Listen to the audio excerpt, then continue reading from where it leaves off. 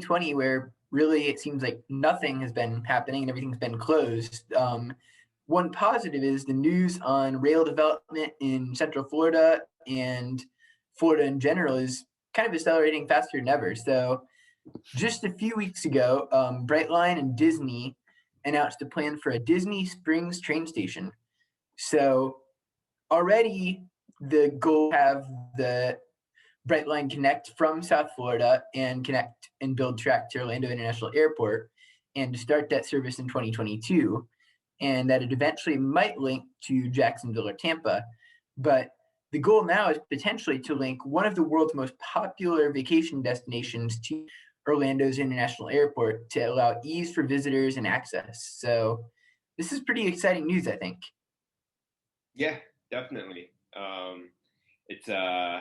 It's interesting there, this is definitely the driver for them, was to try and hit the tourist crowds, and linking Miami to Orlando on a very broad level was that goal, had that goal in mind. So this is just continuing with that progression. Now we're seeing a connection to Disney, we're seeing the airport in Orlando brought online, and so it's just furthering that cause. Yeah, well, and one of the things that makes it so exciting is that it's definitely has an accent and a focus on the tourists, but I think it really goes a long way towards improving transit connections in Orlando in general. One of the main tenets of this is that Sunrail and Brightline, Sunrail, of course, where is the regional light rail system that's been in Orlando since 2014, and it actually is looking to have an east-west connection kind of in partnership with Brightline that would allow it to connect to the existing Sunrail route, which goes north-south through Orlando and its many suburbs.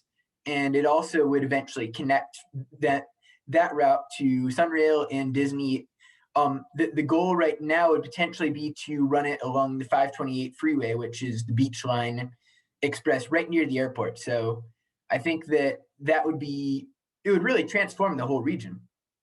Yeah, I agree. And a quick note, I think you mentioned Sunrail as a light rail system, and it's technically heavy rail.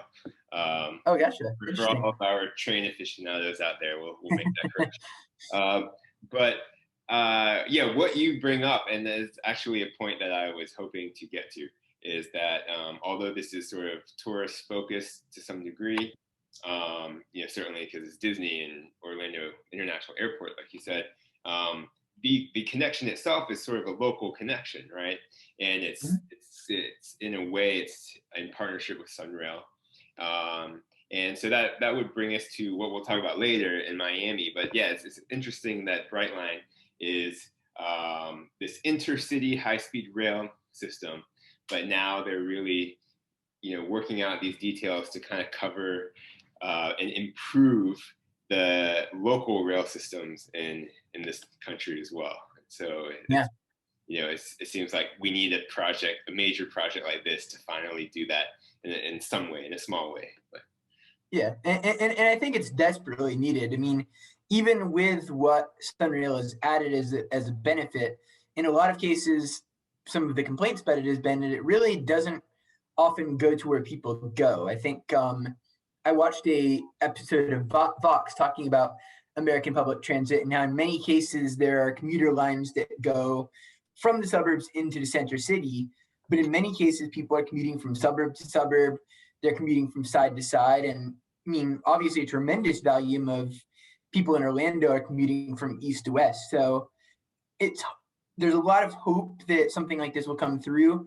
One of the concerns kind of in relation to the area around 417 is the primarily single-family residential neighborhood of Hunters Creek, where there's potentially significant opposition to the expansion to Tampa or running along that area, in that the concern that it might go too close to their neighborhood or kind of encroach kind of on the single-family pattern that they have plotted there. So they actually did delay previously a vote that was talking about making that expansion. So I think there'll be more news ahead and what comes out of that, but fingers crossed, Yeah.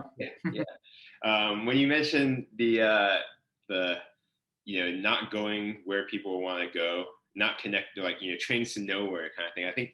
I feel like that moniker, that tagline, is used to describe a lot of transit in America. It doesn't go where you want to go. It doesn't go where people live, or it doesn't connect people where people live to where they want to go. Things like that.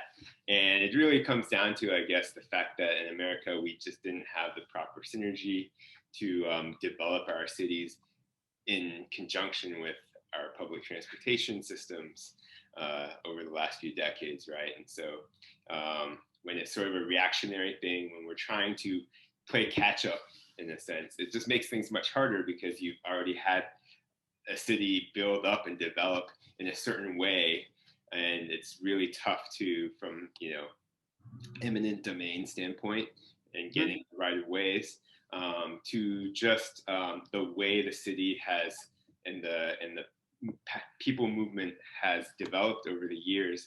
If we had built sort of a transit system along with the city as it grew, then there'd be much more coordination and synergy. So Yeah. it's the same problem that we see in a lot of cities in America, I guess. It's a lot of playing catch up, and I think you mentioned as much as anything, like it's very difficult to get the tracks rolling on I mean, pun intended, on something like that. So yeah, so Well, in light of that fact, moving over to Miami, there's also news with Brightline there, as far as they've we mentioned it before, that the city of Miami and Brightline were sort of in negotiations towards a local commuter rail leg or system, and so the news, I guess, in the past month, a few weeks ago, is that they had come to an agreement of sorts, but it's still not locked down. So from my understanding, it's more like the parameters have been tightened some more, and so they're getting closer to finalizing an agreement, if you will, which would pay Brightline no more than $50 million as an initial payment, and then $12 million annually to access the rail lines that Brightline has, and potentially have Brightline operate a commuter rail line from the downtown area of Miami to Aventura. And so this isn't necessarily new news, but they seem to be taking more concrete steps towards finalizing this agreement.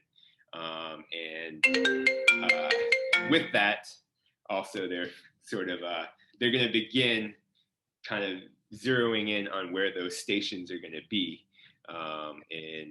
in the South Florida area. So Design District, Little Haiti, El Portal, these are areas that have already sort of been pinpointed as station locations. And one of the glaring sites that was overlooked was somewhere in Wynwood. And so it looks like they're going to try and rework that and look at potentially putting a station in Wynwood. And then really the question will be when and who's going to operate it, Brightline or the regional authority that operates Tri-Rail. And so maybe Tri-Rail will get back in the game by taking over this leg. So. Well, the partnership element, I mean, it seems like it would help with costs and all of that stuff. And true regional planning in the U.S. is very difficult to find anywhere. Miami, I think, is maybe a little better just because, it even had the historical presence of something like Tri-Rail that was connecting there. But again, Tri-Rail at this point really is I think it takes about 2 hours or something to connect, and it really then has kind of, perhaps even more so than Sunrail, has that problem, not really connecting to central places. So I agree that they could really improve their situation by, maybe playing a part in this project and everything. It is surprising, that they weren't able to connect in Wynwood. Was there any major reason that you think that was an issue? I guess that's. Well, I had read about this, this sort of discussion or broiling kind of debate a couple years ago, I think, when it was first kind of on the radar. And I think part of it had to do with money, like Yeah. clearly major real estate developers with significant funds were more bullish on certain areas where they could really capitalize on development around the station. And so, this is one of those times where government can, in a way, influence winners and losers. So it's kind of a delicate process, right? To select locations for a site like this. So that may have played a role.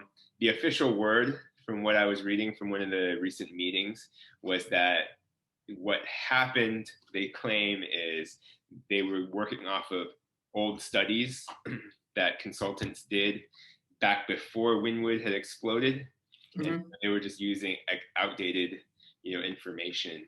And Gotcha. I don't know if I buy that exactly, but I mean, the bottom line is that it's good that they're really considering everything, and Yeah. hopefully there's a way to make a station work where there are people now. Yeah, yeah. Where also where people want to go. So certainly. Well, it is kind of a build it and they'll come type approach, right? And so, I mean, I think the other thing there too is just the question of if there is a concern with this. I know you mentioned Little Haiti being one of the development spots or stations, and Little Haiti also, I mean, from what I understand, is gentrified significantly, kind of the area around it with the design district popping up from scratch, and much of North Miami seems almost maybe unrecognizable from a decade ago. So, compared to Little Havana, which I think maybe has a little more political wielding and influence, do you think that they'll be able to actually preserve the character and kind of factor some level of, Little Haiti will be present at the end of this? I don't know. That's That's a good question. It's a very good question. So certainly you hope so. And, yes. and I think to a degree, it's a question of degree. So Right. to a degree they will, but whether it's a satisfactory amount for you or I, or for preservationists, probably not. Yeah. I think Yeah. historic preservationists are Yeah. hard to please if it's not hardline. So Miami's probably a tough place to live for a preservationist. But I'm excited to see how this project develops. There, it has huge economic implications for this region, and when we look at, Miami has had a SMART plan, sort of a regional transportation plan for a long time, a couple of decades, I believe, and we're very far from implementing what was originally planned. And so something like this is probably the best way we can move forward and progress with a sort of comprehensive.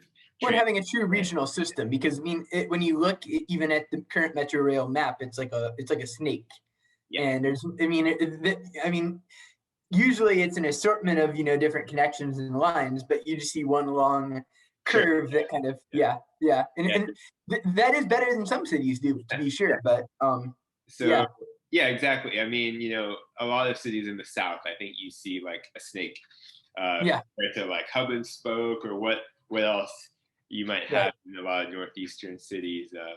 But Miami, like you said, is not too bad. We have the Tri-Rail as well, in addition to the Metro Rail, and then there's the Metro Mover, which is more or less for the downtown urban core area. So between all of those, there are options for people, mobility options for people if they live in the right place and they need to get to the right place.